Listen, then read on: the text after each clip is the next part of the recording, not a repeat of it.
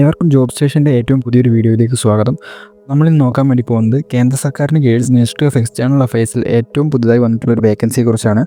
അപ്പോൾ നമുക്കറിയാം, കേരള സർക്കാരിന് കീഴിലൊക്കെ താൽക്കാലികാടിസ്ഥാനത്തിൽ ഒത്തിരി ജോലി അവസരങ്ങൾ വരാറുണ്ട്. ഉദാഹരണത്തിനായിട്ട് ഈയിടെ ആയിരുന്നു കേരള ഫിനാൻഷ്യൽ കോർപ്പറേഷനിലൊക്കെ നമുക്ക് വേക്കൻസി വന്നിട്ടുണ്ടായിരുന്നത്.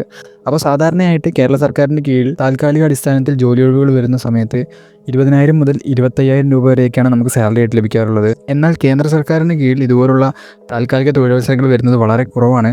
അപ്പോൾ നമുക്ക് ഇന്ന് വന്നിട്ടുള്ളത് പാസ്പോർട്ട് ഓഫീസിൽ വെറും ഡിഗ്രി യോഗ്യത മാത്രമുള്ളവർക്ക് അപേക്ഷിക്കാൻ വേണ്ടി സാധിക്കുന്ന ഒരു ജോബ് ഓപ്പർച്യൂണിറ്റിയാണ്. അപ്പോൾ മാസം 50,000 മുതൽ 60,000 രൂപ വരെ ശമ്പളമായിട്ട് ലഭിക്കുന്ന ഈ ഒരു പോസ്റ്റിനെ കുറിച്ചുള്ള കൂടുതൽ ഡീറ്റെയിൽസ് എന്തൊക്കെയാണെന്ന് നോക്കാം. അതിനു മുൻപായിട്ട് നിങ്ങൾ ഈ ചാനൽ ആദ്യമായിട്ടാണ് കാണുന്നതെങ്കിൽ ദയവായി സബ്സ്ക്രൈബ് ചെയ്ത് സപ്പോർട്ട് ചെയ്യുക.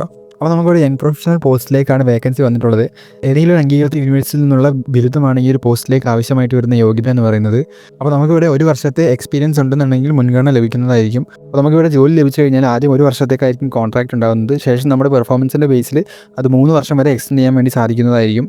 ഈ ഒരു പോസ്റ്റിലേക്ക് നൽകിയിരിക്കുന്ന പ്രായപരിധി എന്ന് പറയുന്നത് 40 വയസ്സായിരിക്കും.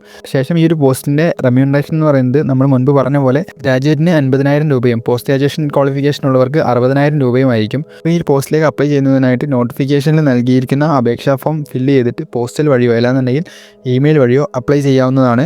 അപ്പോൾ നമുക്ക് ഈ ഒരു പോസ്റ്റിലേക്ക് അപേക്ഷിക്കാൻ സാധിക്കുന്ന അവസാന തീയതി എന്ന് പറയുന്നത് ഡിസംബർ 8 അപ്പോൾ അപേക്ഷിക്കാൻ താല്പര്യമുള്ള എല്ലാ ഉദ്യോഗാർത്ഥികളും ഈ ഒരു അവസാന തീയതിക്ക് മുൻപായിട്ട് അപേക്ഷകൾ അയക്കാൻ വേണ്ടി ശ്രമിക്കുക.